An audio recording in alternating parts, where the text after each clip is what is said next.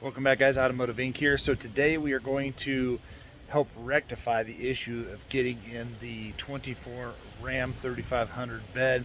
If you guys know and have looked at new trucks these days, Chevy came out with bed side steps several years ago. And actually before that, way back in the Chevy Avalanche days, they actually had them on the bumper already.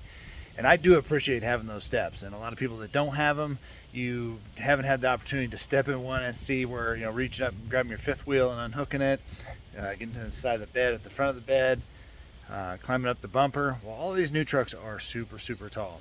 And Chevy has basically alleviated that, so you don't have to worry about it. Ford for 23 copied Chevy and added them, which they're not as attractive, but they are very functional. And no matter how good looking they are, as long as they get the job done, I like them. So 24 Ram still rolls out basically the classic body style, and they do not have any type of steps, but they don't give you any relief when you got 20s, and if you got a 1-ton or 3/4 ton, it's pretty high. So you're relegated to climbing up your tire like the old days, shimmying up the tailgate like you've always done, or we can add this step. So this step is going to go on the driver's side. I will put a link in the description. So this from Ram is several $100s. You can get the identical one. I don't care. I mean, can tell no difference in quality or manufacturing, anything like that. And when you put this on the driver's side, rear under the bumper, when it folds up, it's out of the way. There are some you can get for the side steps, and they kind of fold up too. However, I don't want that one. I want the one on the tailgate. I'll use the tire and the running board, I guess, if I have to get in the side of the bed to open the whatchamacallit, because the side one seems to kind of stick out and it's not very attractive. So this one kind of hides up under the bed and everything like that.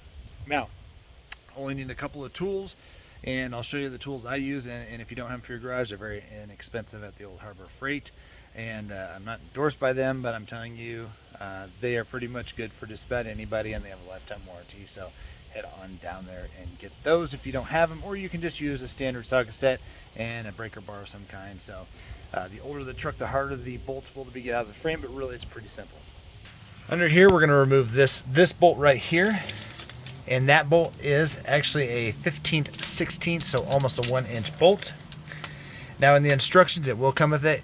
It says you can dispose of those bolts. You won't be reusing them because they send you new hardware. However, I don't like doing that.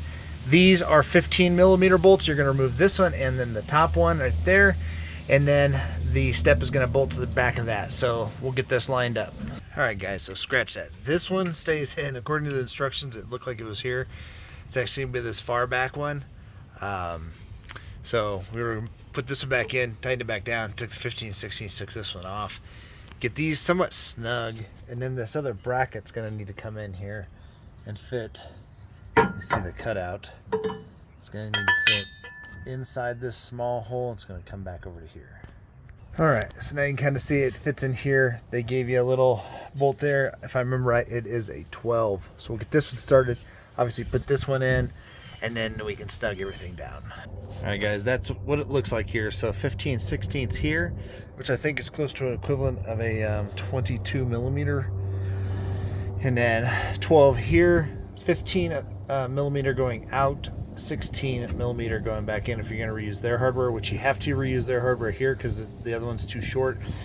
Here I reuse the OEM hardware just because those are really nice bolts.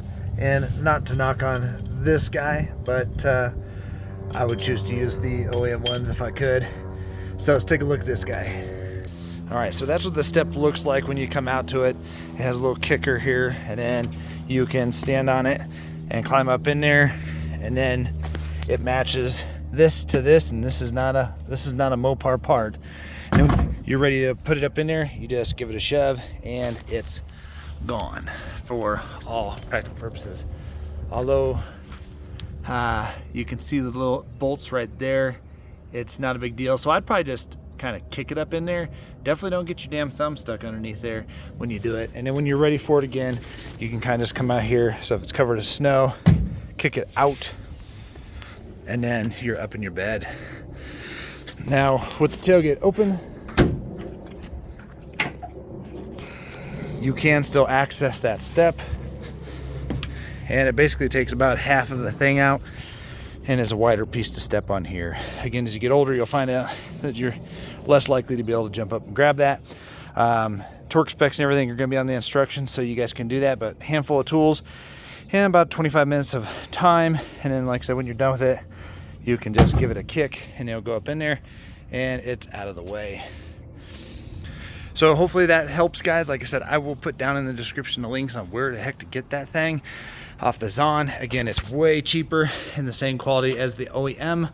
So at the end of the day, guys, that's how you're going to have to help yourself getting inside of the truck. Or if you want to get full length running boards to go wheel to wheel, wheel well, you definitely can then eliminate the need for the side step.